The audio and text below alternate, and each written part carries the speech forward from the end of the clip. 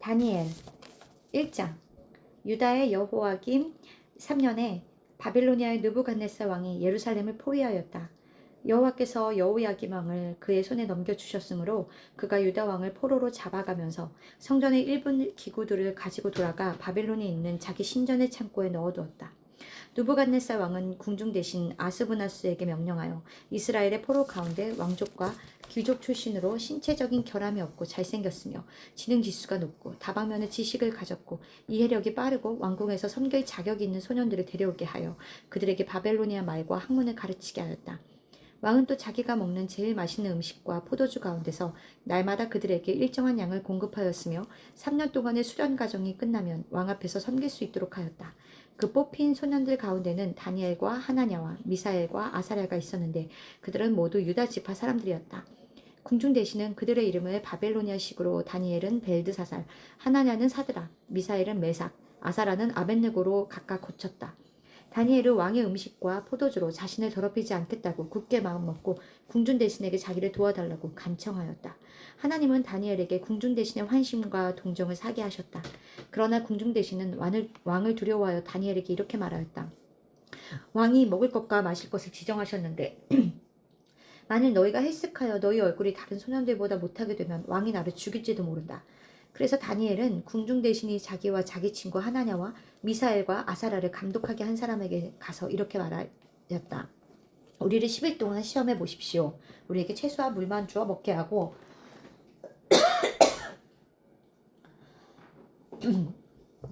그 후에 왕의 음식을 먹는 소년들과 비교하여 우리의 얼굴 모습을 보고 우리를 처벌하십시오.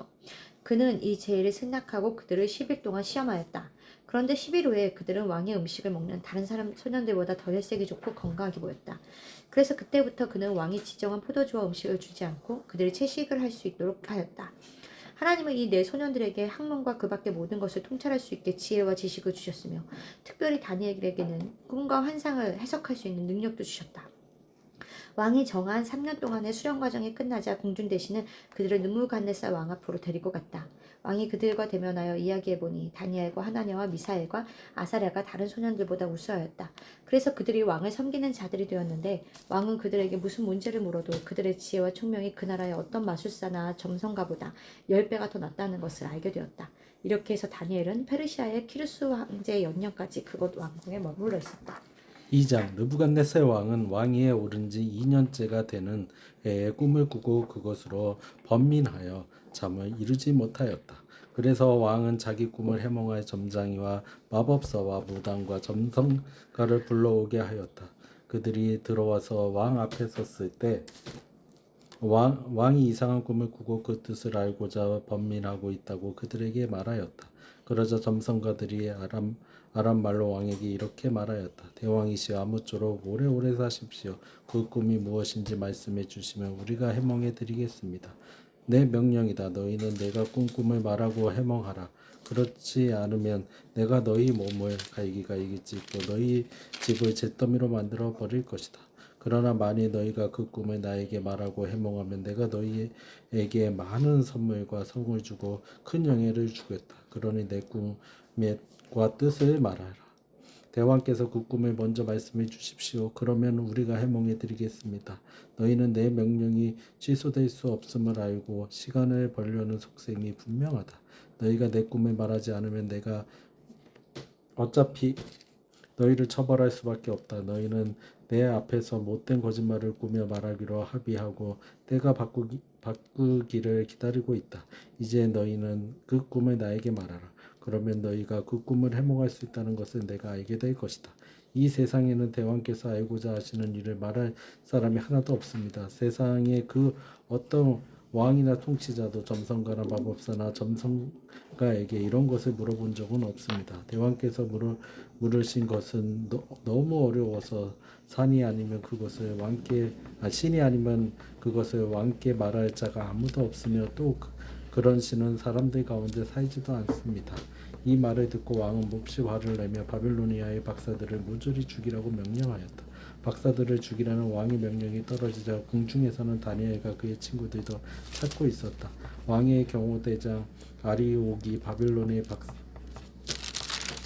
박사들을 죽이려고 나갈 때 다니엘이 그에게 가서 아주 지혜로운 말로 왕이 어째서 그처럼 가혹한 명령을 내리는지 묻자 아리옥이 다니엘에게 일어난 일을 설명해 주었다. 그래서 다니엘은 즉시 왕에게 가서 꿈을 해몽할 수 있도록 얼마간의 시간을 달라고 요청하였다.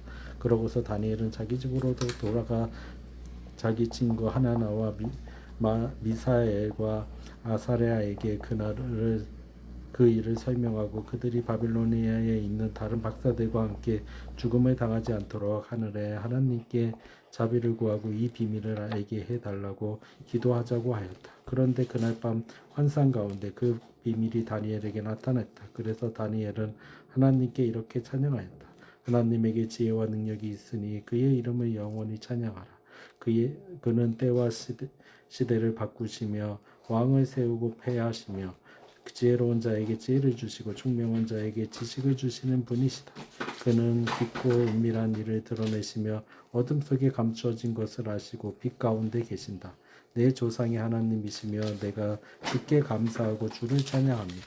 주께서는 나에게 지혜와 능력을 주시고 우리의 기도에 응답하셔서 왕의 꿈에 대한 비밀을 알게 하셨습니다. 그러고서 다니엘은 바빌론의 박사들을 처형하라는 왕의 명령을 받은 아리옥에게 가서 이렇게 말하였다. 바빌론의 박사들은 죽이지 말고 나를 왕에게 데려가 주십시오. 그러면 내가 그 꿈을 왕에게 해몽해 드리겠습니다. 그러자 아리옥은 즉시 다니엘을 데리고 느부갓네살 왕 앞에 가서 제가 유다 포로 가운데 왕의 꿈을 해몽할 사람을 찾아냈습니다 하였다. 그때 왕이 벳드사살이라는 다니엘에게 내가 꿈을 본 것을 내가 말하고 해몽할 수 있겠느냐 하고 물었다. 그래서 다니엘은 이렇게 대답하였다. 그 어떤 점쟁이나 마법사나 와 무당과 점성가도 대왕께서 물으신 신비로운 일을 설명할 수가 없습니다. 그러나 그 비밀을 밝힐 수 있는 하나님이 하늘에 계십니다. 그분이 앞으로 일어날 일을 왕에게 보여주셨습니다. 지금부터 제가 왕의 꿈을 말씀드리겠습니다. 대왕께서 잠자리에 누워 장래 일을 생각하실 때에 비밀을 알게 하시는 하나님이 장차 일어날 일을 왕에게 보여주셨습니다. 하나님이 나에게 이 비밀을 알게 하신 것은 내가 다른 사람들보다 더 지혜롭기 때문이 아니라 대왕께서 그 꿈의 뜻을 알려서 마음에 생각하시던 일을 이해할 수 있도록 하기 위해서입니다. 왕이시여, 대왕께서는 사람 모양의 거대한 신상을 보셨습니다. 그 신상은 크고 번쩍번쩍 광채가 나며 그 모양이 무섭게 생겼는데 그 머리는 순금이고 가슴과 팔은 은이며 배와 넓적 다리는 노치요 다리는 철이었습니다. 그리고 그 발은 일부분이 철이며 일부분은 진흙으로 되어 있습니다. 대왕께서 그 신상을 보고 계실 때 사람이 손도 대지 않았는데 산에서 큰 돌 하나가 날아와 철과 진흙으로 된 발을 쳐서 부셔버렸습니다. 그러자 철과 진흙과 녹과 은과 금이 일시에 다 부서져서 여름철 타작 마당이 겨와 같이 되어 바람에 다 날아가 버리고 흔적조차 없어졌으며 그 신상을 친 돌은 하나의 큰 산이 되어 온 세상을 가득 채웠습니다. 지금까지 제가 그 꿈을 말씀드렸는데 이제부터 그것을 해몽해 드리겠습니다. 왕이시여, 대왕께서는 세상의 모든 왕들 중에서도 가장 위대한 왕이십니다. 이것은 하늘의 하나님이 왕에게 나라와 권세와 능력과 영광을 주셨기 때문입니다. 하나님이 왕에게 온 세상 사람들과 심지어 듬진슬과 공중의 새들까지 다스리게 하셨으므로 그 신상의 금머리는 바로 왕이십니다. 왕의 다음에는 왕의 나라보다 못한 다른 나라가 일어날 것이며 그 다음 세 번째에는 녹과 같은 나라가 일어나서 온 세계를 다스릴 것입니다. 그리고 마지막으로 네 번째 일어날 나라는 철처럼 강력한 나라가 될 것입니다. 철이 다른 모든 물건을 부수고 박살내듯이 그 나라가 세상의 모든 나라를 쳐서 부숴버릴 것입니다. 대왕께서는 그 발과 발가락이 일부는 진흙으로 되었고 또 일부는 철로 된 것을 보셨는데 이것은 그 나라가 나누어질 뜻을 뜻합니다. 그러나 대왕께서 보신 대로 거기에는 철과 진흙이 섞여 있으므로 그 나라에는 철처럼 강한 점도 있을 것입니다. 그 발가락의 일부는 철이요 일부는 진흙으로 되었다는 것은 그 나라의 일부는 강하고 일부는 약하다는 것입니다. 또 이것은 사람들이 서로 다른 인종과 섞일 것이나 철이 진흙과 합해지지 않는 것처럼 그들이 하나로 결속되지 못할 것을 뜻합니다. 그리고 여러 왕들이 나라를 통치하는 시대에 하늘의 하나님이 영원히 멸망하지 않을 한 나라를 세우실 것입니다. 그 나라는 결코 정복당하지 않을 것이며 세상의 모든 나라를 쳐서 멸망시키고 영원히 존속할 것입니다. 대왕께서는 사람이 손도 대지 않았는데 손에서 떨어진 돌이 나라와 철과 녹과 진흙과 은과 금을 쳐서 부서뜨린 것을 보셨습니다. 이것은 크신 하나님이 장차 일어날 일을 왕에게 보여주신 것입니다. 제가 왕에게 말씀드린 꿈과 해몽은 확실하고 믿을만 합니다. 그러자 느부갓네살 왕은 엎드려 다니엘에게 경배하고 그에게 예물과 향품을 갖다 바치라고 신하들에게 명령하였다. 그리고 왕은 다니엘에게 이렇게 말하였다. 내가 이 비밀을 밝혀내는 것을 보니 참으로 너희 하나님은 모든 신들의 신이며 모든 왕들의 주가 되시고 비밀을 밝혀내는 분이시구나. 그러고서 왕은 다니엘에게 많은 선물을 주고 그를 높은 지위에 앉혀 바벨론 돌을 다스리게 하였으며 또 박사들을 관리하게 하였다. 그리고 다니엘의 요구에 따라 왕은 사드락과 메삭과 아벳느고를 세워 바빌론도의 모든 업무를 감독하게 하였다. 그러나 다니엘은 왕궁에 머물러 있었다. 3장 느부갓네살 왕은 높이 27m, 너비 2.7m의 금 신상을 만들었다. 왕은 그 신상을 바벨론도의 두라 평야에 세우고 총독 지방장관, 군사령관, 왕의 고문, 재문관, 재판관, 치안판사, 그 밖에 각 교의 모든 관리들에게 자기가 세운 신상의 제막식에 참석하라고 제시하였다. 그래서 그들은 모든 개막식에 참석하여 느부갓네살 왕이 세운 신상 앞에 섰다. 그러자 전열관이 큰 소리로 이렇게 외쳤다. 이곳에 모인 여러 민족과 여러 백성 여러분, 이것은 왕의 명령입니다. 여러분이 나팔과 피리와 수금과 그 밖에 악기 소리를 들으며 엎드려 느부갓네살 왕이 세운 금 신상에게 절하십시오. 누구든지 엎드려 절하지 않는 사람은 즉시 뜨겁게 탄 용광로로 던져질 것입니다. 그래서 악기 소리가 울려 퍼지다. 그들은 느부갓네살 왕이 세운 금 신상 앞에 엎드려 절하였다. 이때 몇몇 바빌로니아 사람들이 유다 사람들을 고발하여 느부갓네살 왕에게 이렇게 말하였다. 대왕이시여, 오래오래 사십시오. 대왕께서 누구든지 나팔과 피리와 수금과 그 밖에 악기 소리를 들으며 엎드려 금상에게 절하라고 명령하셨습니다. 그리고 누구든지 엎드려 절하지 않는 자는 뜨겁게 타는 용광로에 던져질 것이라고 말씀하셨습니다. 그런데 왕이 세운 바벨론도의 업무를 감독하게 하신 유다 사람 사드락과 메삭, 아베느고는 왕의 명령을 불순종하여 왕의 신들을 섬기지 않고 왕이 세운 금신상에게 절하지 않았습니다. 그 말을 들은 느부갓네살 왕을 노발대발하며 그 세 사람을 당장 끌어오라고 명령하였다. 해서 그들을 끌어오자 왕이 그들에게 말하였다. 사드락과 메삭, 아베느고야, 너희가 내 신을 섬기지 않고 내가 세운 금신상에게 절하지 않는다는 말이 사실이다. 그렇다면 이제라도 너희가 나팔과 피기와 수금과 그 밖에 악기 소리를 듣거든 내가 만든 신상 앞에 엎드려 절하라. 만일 이번에도 너희가 절하지 않는다면 너희를 뜨겁게 타는 용광로에 던져 넣을 것이다. 그렇게 되면 그 어떤 신이 너희를 내 손에서 구해내겠느냐. 그러자 사드락과 메삭과 아벤느고가 왕께 이렇게 대답하였다. 느부갓네살 왕이시여, 우리는 이 문제에 대하여 우리 입장을 변호할 필요를 느끼지 않습니다. 만일 우리가 뜨겁게 타는 용광로 속에 던져진다고 해도 우리가 섬기는 하나님이 우리를 그 용광로에 구해내실 수 있습니다. 그리고 그분이 반드시 우리를 왕의 손에 건져내실 것입니다. 비록 하나님이 우리를 구해내지 않으실지라도 우리는 왕의 신들을 섬기지 않을 것이며 또 왕이 세운 금신상에도 에게 절하지도 않을 것이니 왕이시여 그럴 줄 아십시오. 그러다 느부갓네살 왕은 잔뜩 화가 났으며 사드락과 메삭과 아벳느고를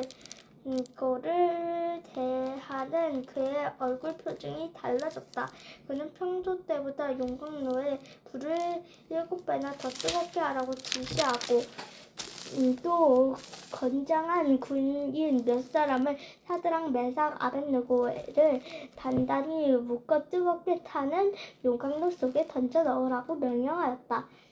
용광로 속에 그래서 그들은 이 세 사람을 정장한 그대로 묶어서 뜨겁게 타는 용광로 속에 던져 넣었다. 왕의 명령이 엄하고 용광로의 불길은 너무 뜨거웠기 때문에 사드락, 메삭, 아벳느고를 붙든 사람이 그 불길에 타서 죽었다.